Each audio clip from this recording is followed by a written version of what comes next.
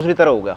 जब 35 साल पहले आए थे तब इतनी अवैध कॉलोनियाँ या कॉलोनियाँ थी नहीं भाई, तो नागरिक तो ये भी हैं, तो अभी गिनती उनकी भी होगी, बच्चे उनके भी पढ़ते हैं। तो आप ये बताइए, आप हो कुतुबगढ़ से, कुतुबगढ़ के मूल निवासी, तो कुतुबगढ़ में पढ़ाई का जो सिस्टम है 12th के बाद आपके हिसाब से कैसा है? मैं गांव कुतुबगढ़ का हूं। मेरा नाम उमेद सिंह राणा है और मैं चाहता हूं कि यहाँ इस कैंपस में मतलब एक कॉलेज की स्थापना ज़रूर होनी चाहिए, क्योंकि हमारा एजुकेशन का सारा सिस्टम जो है ना इस देहात का बिगड़ चुका है।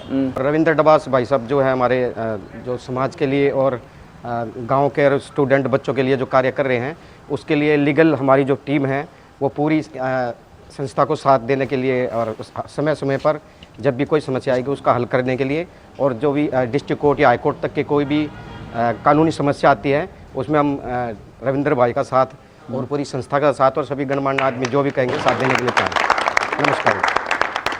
अच्छा गुरुजी, 2 सवाल है मेरे, ठीक है? क्योंकि देखिए आप भी पढ़े लिखे हो, तो आप रोहिणी कोर्ट में भी, 30 जारी में भी, सुप्रीम कोर्ट, हाई कोर्ट काम करते हो वहाँ पे, तो जो पढ़े लिखे का जो सिस्टम होता है यहाँ से ज़्यादा बच्चा जा नहीं रहा वहाँ पे, गलत तो नहीं? तो थोड़ा सा मेरे को आप बताओगे पर्सनली, आपने कानून के हिसाब से तो बता दी चीज़ें, पर्सनली इसमें जो हमारा नुकसान हो रहा है थोड़ा सा लाइट डालोगे इसमें, थोड़ी ही रोशनी डालिए। जो अभी नई जनरेशन आ रही है स्टूडेंटों की, बच्चों की, उनको तो बहुत ज़्यादा समस्या आ रही है, क्योंकि ट्रैफिक इतना हो रहा है, वहाँ कॉलेज तक पहुँच भी नहीं पाते हैं। यहाँ से 30 किलोमीटर के दूरी पे जो भी है कॉलेज और एजुकेशन का जो संस्थाएं हैं, यहाँ पे आसपास संस्थाओं का होना बहुत ज़रूरी है, क्योंकि समय इस टाइम जल्दी गुजर रहा है और बच्चों के पास हाई टेक्निक की जो पढ़ाई आई हुई है उसको लेने के लिए इतनी दूर जाने की ज़रूरत नहीं होनी चाहिए। अच्छा। पास में ही कॉलेज होने चाहिए, उससे समय भी बचेगा और जो आने जाने में ट्रैफिक में दिक्कतें आती है वो भी कम हो जाएंगी। अच्छा भाई, मैं चाहूँगा रोशन जी के लिए ताली बजाइए। रोशन जी, ये आपका हम अपनी तरफ से अपने तरीके से आपका सिर्फ धन्यवाद कर रहे हैं, फिलहाल खाली तालियों से कर सकते हैं और मदद आपकी ज़रूरत पड़ेगी हमको। बिल्कुल बिल्कुल ना दे करके जिस काम के लिए आए हैं वो काम बता देता हूं। यहां पर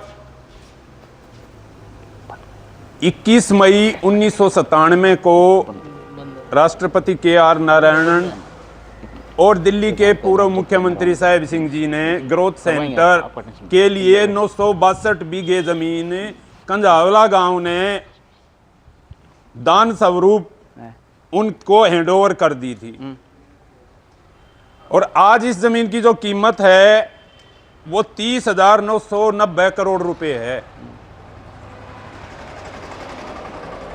विषय तो ग्रोथ सेंटर है कि यहां पर नजदीक एक केवल 8 और 10 किलोमीटर दूर लड़कियों का कॉलेज बवाना है, उसके बाद में सीधा अलीपुर है। यहां 100 गांव के लड़के और लड़कियां 12वीं के बाद, चाहे तो प्राइवेट एजुकेशन के लिए बहुत सारे पैसे लगते हैं या कोई माँ बाप ऐसा भी होता है, हमारी संस्कृति ऐसी थी महिला को लेकर के चिंता की, अपने बच्चों को नहीं भेजता है। मैं किसी पार्टी से भी जुड़ा हुआ हूं और निवेदन करता हूं शासन और प्रशासन से कि अब मैं सामाजिक व्यक्ति की हैसियत से बोल रहा हूं, और जो ग्रोथ सेंटर साहिब सिंह जी वर्मा का सपना था वो अतिशीघ्र पूरा हो। इस भाई ने, रविंद्र जी ने जो शुरुआत की है, मेरे को जो लोग जानते हैं, मैं एक निवेदन कर रहा हूं सबसे, दिल्ली के सभी लोगों से, कि अपने हकों की लड़ाई के लिए खड़े हो जाओ।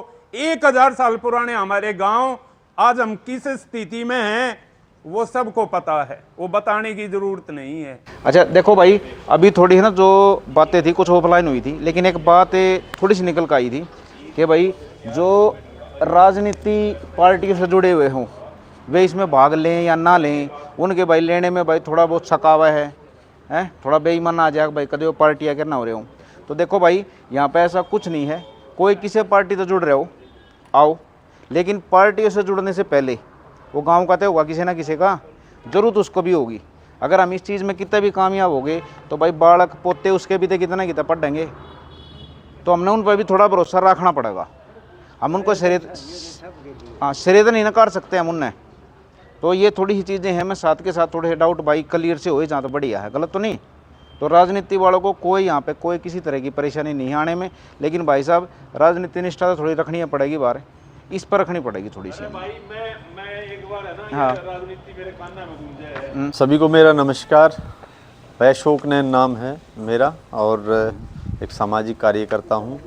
कौन से गांव से हो आप? जटखोड़ गांव है मेरा। भाई साहब कितने के वोट बाट होंगी, कितने की जनसंख्या आपके गांव की? जटखोड़ गांव में ठीक है 2000 के आसपास वोट होगी है। 2000 के आसपास, ठीक है। एजुकेशन का सिस्टम कैसा है? स्कूल से लेके एजुकेशन आपके का आगे तक तो हमारे गांव में तो एजुकेशन का सिस्टम ही नहीं है। है। एजुकेशन का जो सिस्टम है वो गांव में तो है ही नहीं। 5वीं क्लास तक का एक छोटा सा स्कूल है जिसमें लगभग 5-7 बच्चे पढ़ते हैं, वो भी गांव के किसी परिवार के बच्चे नहीं हैं। बाहर से बिहार से लोग आए हुए हैं, उनके 5-7 बच्चे पढ़ते हैं। बाकी एजुकेशन सिस्टम जटखोड़ गांव में बिल्कुल जीरो है और आज से नहीं शुरू से ही है ये। तो ये जो पीछे लग रहा है, दिख गया आपको हमारी जो मुहिम है, जरूर थे ये कोई मुहिम या कोई मोर्चा जी। नहीं। इसकी जटखोड़ की आपके हिसाब से तो बहुत ज़्यादा ज़रूरत है, जी बहुत ज़्यादा ज़रूरत है ना इसके लिए तो। जी अभी क्या आप बता रहे हो एजुकेशन है नहीं, हाँ। तो जो ये पिछड़ा बनाया जा रहा है या पिछड़े हैं हम, समझे बातों को मेरी आप? बिल्कुल समझ गया मैं आपकी पिछड़े बातों हैं को। या पिछड़ा बनाया जा रहा है? हम पिछड़े हैं नहीं, हमें पिछड़ा बनाया जा रहा है। हैं? मेरे हिसाब से हमें पिछड़ा बनाया जा रहा है। तो जो ये मुहिम है हमारी, ये नॉर्थ वेस्ट कैंपस जो कंजावला है, यहाँ मैंने इसके आपके माध्यम से इस बात का पता लगा था लगभग 10-15 दिन पहले। और लगभग शायद मैं 6ठी क्लास में हरियाणा शक्ति स्कूल में कंजावला पढ़ता था, जब भाई डॉक्टर KR नारायण और वर्मा जी, हमारे जो मुख्यमंत्री होते थे साहिब सिंह वर्मा जी, उन्होंने यहाँ उद्घाटन किया था।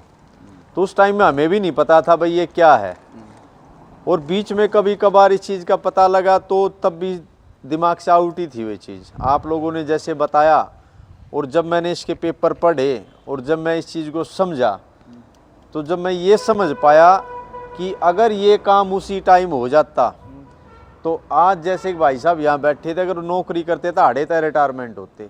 नाम राकेश है, रानीखेड़ा गांव से हूँ मैं। अच्छा, रानीखेड़ा गांव से। हाँ जी। अच्छा, रानीखेड़ा गांव की पब्लिक थोड़ा बताओगे? लगभग 4,500 से 5,000 आदमी की पॉपुलेशन। अच्छा भाई साहब। अच्छा, एजुकेशन का क्या है? आप तो थोड़ा बहुत मेरे ख्याल से रोहनी के करीब ही लगते हो। बस रोहनी के करीब क्या, हमारी तो उससे भी रोहनी भी जाने में हमारे को बहुत दिक्कत है। इधर बवाना में जो कॉलेज है उसमें भी जो टेक्निकल कोर्सेज हैं जो आज के टाइम की ज़रूरत है वो नहीं है। अब जो उधर राजधानी कॉलेज है, पंजाबी बाग राजा गार्डन में जाके शिवाजी कॉलेज है, उससे पहले कोई कॉलेज ही नहीं है। अच्छा, ये बताओ, लड़के और लड़कियां हम बात कर लेते हैं जी। एजुकेशन की, लेकिन उसमें एक पैटर्न हो रहा है, लड़कियों का अलग सिस्टम होता है, लड़कों का अलग होता है। जी। गलत तो नहीं?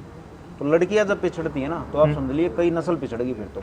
वो देखो, वो बात मैं मानता हूँ, एक पूरा परिवार क्या पूरे का पूरा वो उसका एजुकेशन के कारण से उसका चला जाता है पीछे सब कुछ। अपनी आने वाली जनरेशन जो जहाँ पे लड़की ब्याही जाएगी वहाँ पे भी एजुकेशन नहीं दे पाएगी अपने बच्चों को। चलो ठीक है सर, तो फिर ये जो पॉलिसी है या जिसके लिए हम थोड़ा बहुत कर रहे हैं, जी। क्या आप भी शामिल इसमें? जी। इसमें जुड़ने का अपना निजी स्वार्थ बताइए आपके गांव की तरफ से। देखिए, मेरा जो निजी स्वार्थ है वो ये है कि इसमें जितनी भी हमारी जो एजुकेशन की पॉलिसियाँ हैं, अब हमारे को ना तो कोई हॉस्पिटल मंगोलपुरी से पहले है, और हमारे रास्ते इतने ख़राब हैं कि शायद किसी को हार्ट अटैक आ जाए, कोई डिलीवरी पेशेंट हो तो रोड के ऊपर ही ख़त्म हो जाएगा, रोड पे डिलीवरी होगी। मैं ये चाहता हूँ कि इसके अंदर जितने भी टेक्निकल जो आज की ज़रूरत के अनुसार जो कॉलेजेस हैं, इसके अंदर एक मेडिकल कॉलेज भी हो, एक हॉस्पिटल भी हो। ये नहीं कि भाई एक छोटे से 4 कोर्स लेके आगे एजुकेशन, ये लड़कियों का कॉलेज हो गया, बॉयज़ का कॉलेज हो गया, वो नहीं। आज के अनुसार के जो मेडिकल कॉलेज, हमें हॉस्पिटल की भी ज़रूरत है। हमारी आने वाले टाइम पे पॉपुलेशन जो पहले 1000-2000 आदमियों के गांव की पॉपुलेशन होती थी, आज सिर्फ हमें 2 ही आदमी लूट रहे हैं। DU जैसा पूरा कॉम्प्लेक्स चाहते हो? DU से भी बढ़ के कॉम्प्लेक्स हो, चाहे इसमें और ज़मीन गवर्नमेंट को एक्वायर करके करना पड़े, क्योंकि यहाँ पे क्या है कि ना तो कोई हॉस्पिटल है हमारे यहाँ से लगा के चलो आप रोहनी से पहले हमारे पास कोई हॉस्पिटल नहीं है। कितना बड़ा पीछे का इधर सावदा, निजामपुर, गड्डी, रिंडाला और ये टीकरी और ये पूरा एरिया यही आ जाता है। इसमें कोई हॉस्पिटल नहीं है हमारे पास में, कोई मेडिकल कॉलेज नहीं है। मेडिकल कॉलेज तो सफदरजंग है या फिर अपना ये दूसरे और कॉलेजेस हैं जो हैं। अब ये बताओ, कुतुबगढ़ से हो आप और आपने कई तरह के मोर्चे भी किए हैं, आप खुद भी भूख हड़ताल पे बैठे हो, उससे कुछ हासिल हुआ? मैं किसी पार्टी की नहीं पूछ रहा ना किसी चीज़ की, जो इतने आंदोलनों में आप शामिल हुए, कुछ हासिल हुआ आज तक? आंदोलन से तो कुछ न कुछ मिलता है। अच्छा, जो मिल रहा है आपके पास एक्सपीरियंस है, बिल्कुल अब ये मिलता है। बताइए इस चीज को बढ़ाने के लिए ये पीछे हमने पावर ग्रिड के बारे में किया, करोड़पति हो गए बहुत सारे आदमी। मैं क्या कर रहा हूँ, अब वो जो एक्सपीरियंस है वो हमको बताइए, बांटिए कि इस चीज को बढ़ाने में कैसे आगे आए। मैं इसके बारे में पूरी डिटेल से बताना चाहूँगा। बताओ। पहले तो रविंद्र जी मैं आपका धन्यवाद करता हूँ, क्योंकि आपने ये मुद्दा सही समय और सही वक्त पर उठाया है। प्रधान जी, ठीक है। आप लोगों ने जो ये मुद्दा उठाया समय और वक्त के अनुसार उठाया गया है, अगर आप धन्यवाद करना चाहो ना, क्योंकि इस चीज को डॉक्टर साहेब सिंह वर्मा, अगर आप धन्यवाद करना चाहो तो फिर मेरी पूरी टीम का कर दो। पूरी टीम का धन्यवाद है। ठीक है। और क्योंकि आपने सही वक्त और समय पर यह मुद्दा उठाया, क्योंकि डॉक्टर साहेब सिंह वर्मा जो इस चीज़ को लेके आए थे ग्रोथ सेंटर को, वो इस ग्रामीण क्षेत्र से संबंध रखते थे। सबको नमस्कार। मैं कंजावला निवासी दरियाव सिंह का लड़का, सूबेदार का पोता, हरियाणा हार्डवेयर से आपसे निवेदन करता हूं कि जो 1997 में हमारे चाचा जी श्री साहब सिंह वर्मा जी ने उद्घाटन किया था, उसको जरा तरक्की देने के लिए मेरा सहयोग करें। जी देखो, आप हो सुल्तानपुर गांव से। हाँ जी। गलत तो नहीं? नहीं। सुल्तानपुर गांव में आसपास की जो गांव है ना, सबसे ज्यादा लगभग 300 साढ़े 300 एकड़ जमीन है जी। बहुत बड़ा एरिया होगा। हाँ। तो फिलहाल तो आप में हमारे से ज्यादा गंभीर मुद्दा तो वो है, क्योंकि बराबर ही है दोनों जी। इस कंजावला से। तो फिलहाल उसमें खत्ता लेके आ रहे थे, उसका किसी तरह विरोध वगैरह करने की कोई गुंजाइश है गाँव में या नहीं कर रही? गुरात जो थी, जो खत्ता डालने की तो 2-3 बार विरोध किया, तभी तो वापस हुआ वो। अच्छा, तो विरोध नहीं करते तो वापस कैसे होता? अभी जमीन पे कुछ नहीं बना ना? अभी जमीन पे कुछ नहीं बना है चलो वो। ठीक है, अब इस मैटर पे आ जाते हैं सर। अच्छा, सुल्तानपुर गांव की थोड़ी बताओगे मेरे को हिस्ट्री या अभी जो भविष्य है? देखो जी, भविष्य तो ये है, अगर हमारे बच्चे बाहरी दिल्ली है जो भी है, ये जो हमारे बच्चे हैं, सबसे पहले तो एजुकेशन में सबसे पीछे हैं, पिछड़े हैं बच्चों में, क्योंकि ज़्यादा दूर जाने से बच्चा अगर 20 किलोमीटर जाए तो वाणी और पानी दोनों बदलते हैं, तो बच्चों में फर्क पड़ता है। पिताजी अगर साथ में हमारे यहाँ नज़दीकी कंधावला गांव में अगर यह कॉलेज खुल जाए तो अपने बच्चे को हम अपनी साइकिल में भी छोड़ कर सकते हैं, स्कूटी में भी छोड़ कर सकते हैं, और जब हम उसको गेट के अंदर से उनको प्रवेश करेंगे तो हमारा मन एकदम खुश हो जाएगा, हम एकदम निडर हो जाएंगे कि हमारा बच्चा सुरक्षित है। ठीक है। हम यहाँ तक इतनी दूर 40-50 किलोमीटर दिल्ली दूर जाएंगे हमारे बच्चे, तो हम अपने आप को सुरक्षित महसूस कैसे करेंगे ना हमारा बच्चा सुरक्षित है। ठीक है। मेरा गांव रानी खेड़ा है। कटारिया साहब, आप भी खड़े हो जाओ साथ में जाकर, कोई दिक्कत नहीं है। ठीक है, रानी खेड़े थे भाई, ठोक कर दो अपना हाजिरी। ये रह गया, अच्छा अच्छा, वो दिखा देंगे नाड़े थे, खड़े हो, कोई ना, पहले में तो। अच्छा, रानी खेड़े तो जी आप जी। रानी खेड़े का थोड़ा सा मेरे को ये बताओगे, थोड़ा मानचित्र सा समझाओगे, बोट कितनी है, कितने आदमी हैं? 4000 के आसपास वोट है। 4000 के पास। आसपास कॉलोनी कितनी होंगी? कॉलोनी की भी वोट शामिल है। 4000 में ही है? अच्छा, 4000 हैं। तो वहाँ का जो कॉलोनी का और बच्चे स्कूल का बच्चा है, वो पढ़ने के लिए 12वीं के बाद क्या ऑप्शन है उनके पास? कोई जो ना चांस नहीं है आगे है?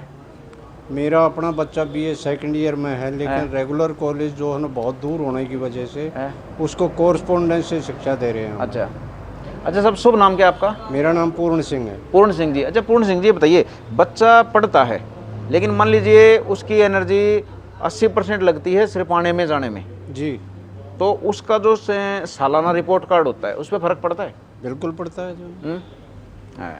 रेगुलर कॉलेज में और कोरस्पोंडेंस में दिन रात का फ़र्क है। अच्छा, कोरस्पोंडेंस में बच्चे को इंडिपेंडेंट जो है ना अपनी नॉलेज के अनुसार जो है ना उसको पढ़ाई करनी पड़ती है।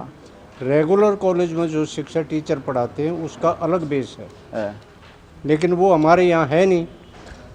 अब राजधानी कॉलेज, शिवाजी कॉलेज जो है ना अलीपुर में जो है ना ये कॉलेज है, वहाँ तक जाने में तो बच्चा जो है वैसे ही इतनी हरासमेंट हो जाती है वो पहुँच ही नहीं पाता।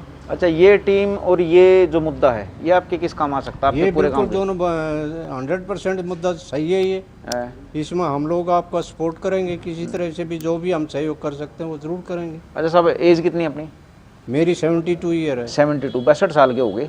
आपके सामने लगभग 3 पीढ़ी जा चुकी हैं। जी ठीक है, 3 पीढ़ी, मतलब ये पहली से दूसरी से तीसरी से खा चुके हैं पायदान। जी हाँ। तो ये जो पीढ़ियाँ पिछड़ रही हैं शिक्षा में, फिर शिक्षा में अगर पिछड़ गए, एक तो खाली नौकरी नहीं, मैं थोड़ा बिजनेस पे भी आऊँगा, काम धंधों पे भी, खेती पे ही आ जाता हूँ मैं। एक तो पढ़ा लिखा खेती करता है, एक अनपढ़ खेती करता है। तो पढ़ा लिखा उससे बढ़िया आय उसमें भी कमा लेगा। तो शिक्षा का कहीं नौकरी से भी अगर हट के बात करें तो हर एक क्षेत्र में हाथ नहीं है शिक्षा का। शिक्षा तो हर तरह से कामयाब है। कृषि का करेगा तो भी जो है नई नई जो है टेक्निक के हिसाब से उसमें जो है पैदावार करेगा। अनपढ़ आदमी है वो अपने तरीके से करेगा। और ये सारे आसपास के गांव के हैं, एक दो भाई हैं जो कॉलोनी से भी आए हैं। मैं इनका स्वागत सबसे पहले करूंगा। मैं इनमें से किसी का भी स्वागत नहीं करूंगा गांव वालों का, लेकिन कॉलोनी वालों को ज़रूर करूंगा, क्योंकि अपना प्रदेश छोड़ के और यहाँ हमारे भरोसे पे कहीं ना कहीं आए हैं और रह रहे हैं। लेकिन विपत्ति हैं अब हमारी साझी हो चुकी हैं। जो आज की बात करें, जो आपकी पंचायती चर्चा थी, मुद्दा क्या था, क्या जरूरत पड़ी 27 साल बाद जिस तरीके से बीजेपी आई है, कि इससे पहले क्यों नहीं ये बात चली? मैं बताता हूँ आपको। देखिए, मैं चाहूँगा राठौर साहब कि हमारा ना आप सवाल किसी तरह के पूछिए, ठीक है, हम एक ही गली में आएंगे, उससे बाहर निकलेंगे नहीं। ये कोई राजनीति मुद्दा नहीं है, ना हम किसी राजनीति पार्टी को। राम राम जी, राम राम साहब, आओ साहब, आओ साहब, आ जाओ आगे आ जाओ। पन्नू साहब चलते इंटरव्यू में दे देने जगह। तो देखिए, ये सारे नहीं, सारे हमारे गांव के हैं। ये यहाँ के आसपास के गांव के मूल निवासी हैं। मूल निवासी की थोड़ी डेफिनेशन बता देता हूँ, आपको टाइम देना पड़ेगा। जो हम यहीं पे, हमारी पीढ़ियाँ यहीं पे, हमारी ज़मीन घर सब कुछ यहीं पे, जड़ें हमारी यहाँ पे। लेकिन अभी क्या होगा कि दिल्ली देहात के गाँव की 3 ज़मीन होती हैं, लाल डोरे की, ग्राम सभा की, और एक होती है खेती की। तो खेती की ज़मीन का जो हाल चल रहा है वो सबको पता है। किसानों को कोई सही तरह से पॉलिसी नहीं दे रही। कोई कंपनी आती है वो उस पर सेक्टर काट सकती है, उस पर कॉलोनी काट सकती है, लेकिन एक किसान को ये अधिकार नहीं है। किसान को चोरी छुप के उस पर कॉलोनी काटनी पड़ रही है किसी डीलर के थ्रू, और मोटी मोटी कमाई वो डीलर लेके जाता, किसान के हाथ में कुछ भी नहीं लगता। अब समझिए, जो रही खेती है, किसान को यह अधिकार मिल जाए कि भाई तू अपनी कॉलोनी पे तू अपनी खेती पे कॉलोनी काट सकता है, तो वो खुली छाती से करेगा वहाँ पे। लेकिन वो किसान को किसी भी तरह से अमीर नहीं होती। ये जो सारे दिख रहे हैं ना, इन सबके पास ये चीज़ है तीनों, लेकिन ये कहीं ना कहीं इसका शिकार है। अब इसमें क्या है, एक आती है ग्राम सभा की ज़मीन। ये कंझावला गांव है, इसकी लगभग 200 एकड़ ज़मीन है। वो 200 एकड़ ज़मीन पे सरकारों ने, उस टाइम की सरकारों ने या सिस्टम ने, उस टाइम के नेताओं ने कैसे लिया, झूठ सच बोल के, कि उन्होंने कहा कि यहाँ पे हॉस्पिटल बनेगा, यहाँ पे ITI बनेगी, यहाँ पे कॉलेज बनेगा, और यहाँ पे एक स्टेडियम भी बनेगा बहुत बढ़िया। उसके डॉक्यूमेंट्स मैं आपको दे सकता हूँ, या आप नेट पे से कहीं भी निकाल सकते हो। राष्ट्रपति जी यहाँ पे उद्घाटन करने के लिए भी आए थे। राष्ट्रपति थे या उपराष्ट्रपति, वो मेरे को डेफिनेशन सही तरह से पता नहीं। हाँ, ठीक है, तो वो आए थे, उनका भी उद्घाटन कैंसिल कर दिया। फिर उसके बाद कांग्रेस सरकार आई। कांग्रेस सरकार ने सबसे पहले आते ही क्या किया कि मैं कांग्रेस का, इसमें उसकी पॉलिसी है, वो गांव को कभी भी अधिकार इतने नहीं देती। तो उन्हें क्या किया, पहले वो पॉलिसी कैंसिल करवाई आते ही, क्योंकि अगर ये पॉलिसी आ जाती तो हम उपचार में, हम खेल में, हम पढ़ाई में, हमारी ये जो पूरी की पूरी चैन है 197 गांव की, ये अपर होती, हम पढ़ जाते आगे। अभी 12th तक की हम शिक्षा लेने पाते हैं किसी तरह प्राइवेट या सरकारी स्कूल में पढ़ के, उसके बाद ऑप्शन नहीं है हमारे बच्चों के पास।